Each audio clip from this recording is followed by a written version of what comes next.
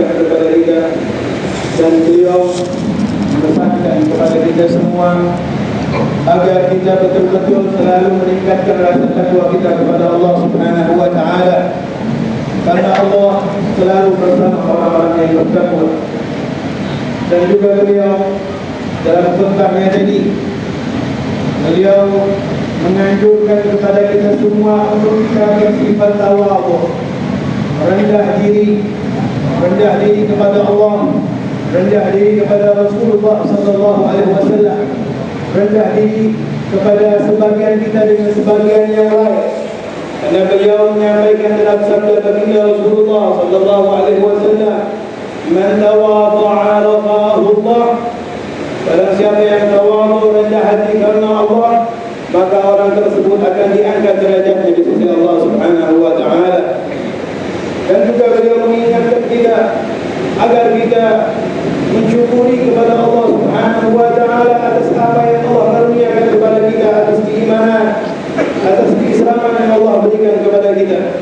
Dan juga beliau menekankan agar kita selalu meningkatkan sifat rendah diri yang ada di hati kita, dan jangan sampai kita bersifat takabur, yaitu sombong. Karena kesombongan ini adalah sifat yang jelek, sifat yang dimiliki oleh iblis.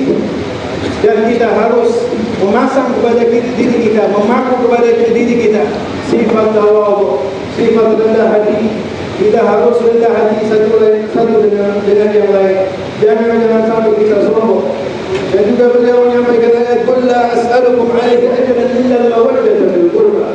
Katakan wahai Muhammad kepada umatmu, la as'alukum 'alaihi ajra, aku tidak minta kepada kalian ajra, upah, kecuali cinta kepada keluargamu. Tawaddatu ila ahli bait. Beliau juga menganjurkan kita agar kita mencintai keluarga baginda Rasulullah sallallahu alaihi wasallam. Dan juga beliau menyampaikan beberapa hadis.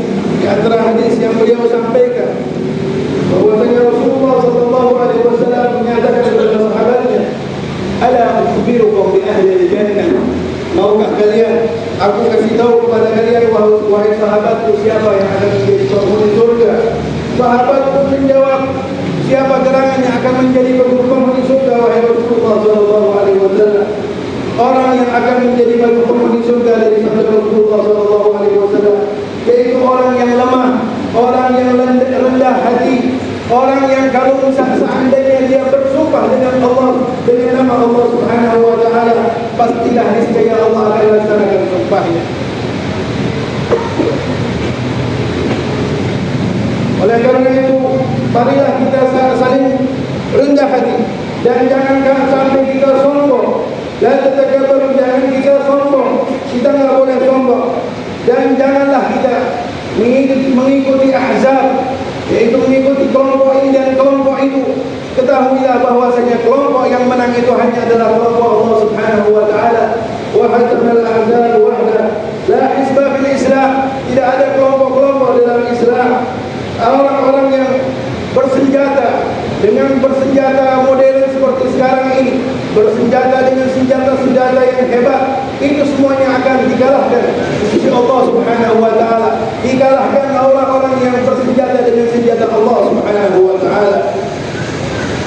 Semua hamba yang ikut dalam semua partai itu akan dikalahkan oleh Allah. Hanya partai Allah lah dan partai Rasulullah lah yang akan menang. Lalu beliau juga menyampaikan hadis bahwasanya Rasulullah sallallahu alaihi wasallam menyampaikan kepada sahabatnya, maukah kalian aku kabarkan kepada kalian orang yang akan menjadi penghuni neraka? Para sahabat pun bertanya kepada beliau, siapa orang yang akan menjadi penghuni neraka? Lalu Rasulullah menjawab, orang yang akan menjadi penghuni neraka adalah orang yang bodoh dan dia sombong. Dan juga beliau menyampaikan kalam dari kalam Sayyidina Ali, perkataan hikmah dari Sayyidina Ali, bahwa Sayyidina Ali mengatakan diam itu adalah merupakan khususiyah dalam agama kita ini. Dan ra'sul hikmah, puncak daripada hikmah adalah makhafatullah, di saat kita mempunyai rasa takut kepada Allah Subhanahu wa taala. Jangan kita dalam waktu kita ditanya oleh seseorang, kita langsung cepat-cepat menjawab. Karena kalau kita langsung menjawab, kemungkinan besar kita akan banyak salahnya. Makanya beliau mengatakan kita lebih baik banyak mendengar daripada banyak menjawab, karena orang yang banyak mendengarlah yang akan mengambil banyak manfaat. Dan Rasulullah SAW adalah orang yang selalu khusyuk, orang yang selalu bahagia, orang yang selalu banyak menangis dan jarang tertawa. Dan beliau mengatakan, Rasulullah mengatakan dalam sabdanya, "Lau alimtum ma alimtu." Kalau seandainya kalian, para sahabat mengetahui apa yang aku ketahui, niscayalah kalian akan jarang ketawa dan kalian akan selalu menangis. Dan di akhir zaman ini akan timbul fitnah-fitnah, yang mana fitnah-fitnah tersebut menandakan dekatnya hari kiamat.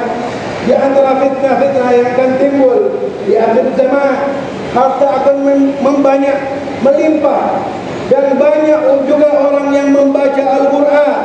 Tapi subhanallah, orang yang banyak membaca Al-Quran tapi jarang di antara mereka yang bisa memahami Al-Quran.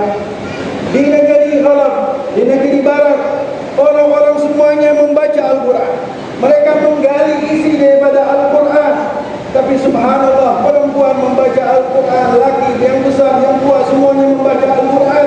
Tapi sangatlah jarang orang yang membaca Al-Quran dan dia memahami isi dari Al-Quran tersebut.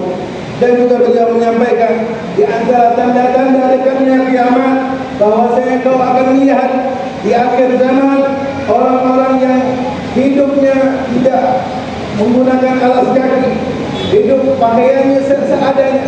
Itu orang-orang Badui, orang-orang yang hidup di pedesaan. Mereka berpindah ke kota, mereka yang yatawawaduna fil bunyan, mereka berlomba-lomba di dalam meninggikan bangunan. Kita lihat di Abu Dhabi, di Dubai, di Mekah, itu semua bangunan-bangunan dibangun dengan tinggi. Yang membangun itu adalah orang-orang pedesaan, orang-orang Badui, orang-orang yang di kampungnya mereka memakai pakaian yang seadanya, yang kebiasaan mereka hidup di kampungnya, mereka tidak menggunakan alas kaki.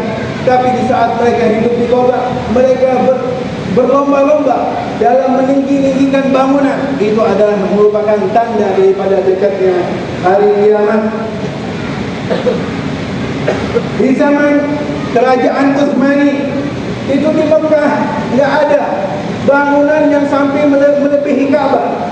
Semua bangunan itu tingginya tidak sampai melebihi daripada Ka'bah. Ta'ziman, karena memuliakan, mengagungkan Ka'bah. Tapi kita lihat zaman sekarang ini, bangunan yang di Mekah Al-Mukarramah, bangunan yang tinggi, yang mewah, yang melebihi daripada bangunan Ka'bah. Ini adalah merupakan tanda-tanda dekatnya hari kiamat. Maka beliau mengatakan kepada kita agar kita menanyakan kepada ulama-ulama kita tentang hadis-hadis yang di dalam hadis tersebut menceritakan tentang dekatnya kiamat, agar kita bersiap-siap. Allah Subhanahu wa taala menyatakan dalam firman-Nya, "Ini tarabatis sa'a." Sudah dekat kiamat ini. Oleh karena itu kita harus lihat ke hari kita ini. Jangan kita lihat besok, jangan kita lihat yang akan datang. Kita tidak tahu apakah besok kita akan hidup. Maka kita persiapkan untuk hari ini. Kita persiapkan bekal kita ke alam kubur. Karena seseorang di alam kubur, dia tidak akan membawa hartanya, dia tidak akan membawa kerajaannya, dia tidak akan membawa apa-apa. Tapi yang akan dibawa di dalam kubur hanya kain kafannya. Oleh karena itu, hendaklah kita bersiap-siap mempersiapkan rasa takut kita kepada Allah Subhanahu wa taala. Dan juga beliau menyampaikan bahwasanya dalam hadis Rasulullah sallallahu alaihi wasallam, tidak ada tetesan di sisi Allah Subhanahu wa taala yang lebih Allah cintai daripada tetesan darah di dalam Allah Subhanahu wa taala dan tetesan air mata yang bergelinang di tengah malam karena menangis takut kepada Allah Subhanahu wa taala. Dan juga beliau menyampaikan bahwasanya orang-orang yang sering menangis karena Allah Subhanahu wa taala, maka matanya tidak akan melihat api neraka. Dan juga orang yang matanya selalu menjaga di dalam Allah Subhanahu wa taala.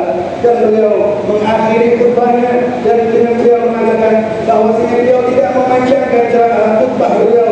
Beliau hanya ingin berpesan kepada kita semua agar kita betul-betul merenungkan apa yang telah beliau sampaikan dan betul-betul kita merenungkan daripada sabda-sabda baginda Rasulullah sallallahu alaihi wasallam yang sudah beliau sebutkan, dan juga beliau mengajarkan agar kita satu sama lain saling mencintai, agar kita tetap berpegang kepada kitab Allah Subhanahu wa taala dan sunnah baginda Rasulullah sallallahu alaihi wasallam.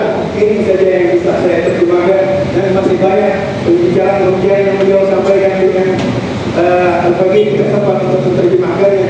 Ini adalah kekurangan dari saya. Wassalamualaikum warahmatullahi wabarakatuh. Waalaikumsalam warahmatullahi. Masyaallah, ahsantum maulana. Bismillahirrahmanirrahim. Alhamdulillah rabbil alamin wassalatu wassalamu ala asyrafil mursalin sayyidina wa nabiyyina Muhammadin wa ala alihi wa sahbihi ajma'in. ربنا تقبل منا واعف عنا واغفر لنا وارحمنا واهدنا إلى الحق وإلى طريق مستقيم وانصرنا على القوم الفاسقين وانصرنا على القوم المشركين وانصرنا على القوم الكافرين. اللهم اصلح شأننا وشأن المسلمين. اللهم اشفنا واشف مرضانا ومرضى المسلمين وعافنا وعاف مرضانا ومرضى المسلمين. ربنا آتنا في الدنيا حسنة وفي الآخرة حسنة وقنا عذاب النار وادخلنا الجنة مع الأبرار برحمتك يا عزيز يا غفار يا كريم يا ستار يا رب العالمين. وصلى الله على سيدنا ونبينا محمد وعلى آله وصحبه أجمعين. سبحان ربك رب العزة عما يصفون وسلام على المرسلين والحمد لله رب العالمين. الفاتحة.